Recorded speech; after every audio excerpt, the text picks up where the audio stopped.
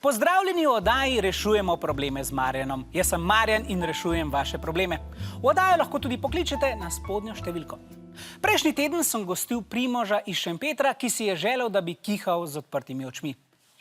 #selotejp. Danes pa je moj gost Sebastian iz Trzina, ki si želi, da bi imel baročno postavo, pa mu to nikakor ne uspeva. Sebastian, zelo ste pogumni, da z našimi gledalci delite svojo zgodbo. Hvala lepa, ja. Sebastian, povejte mi, kakšno postavo bi vi pravzaprav radi imeli? Baročno.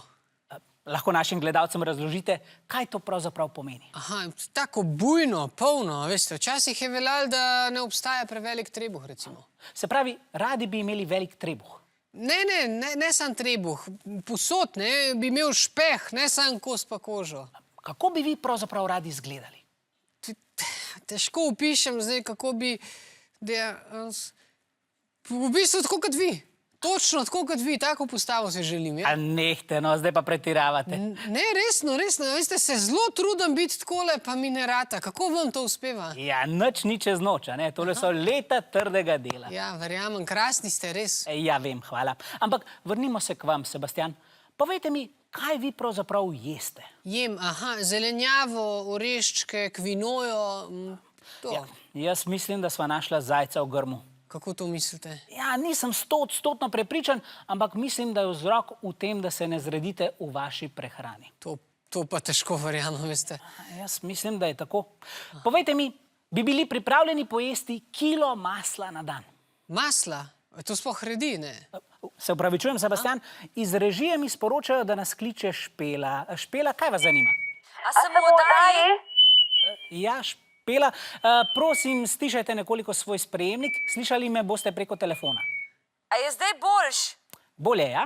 Ja, veste, kaj bi rada povedala? Da imam tako enak problem kot tale Sandija, ne? Se ne morem zrediti. Sebastian, ja? Aha, No, zanimivo. pa sem začela razmišljati, mogoče zato, ker naredim tako vsak dan po 50 km z biciklom.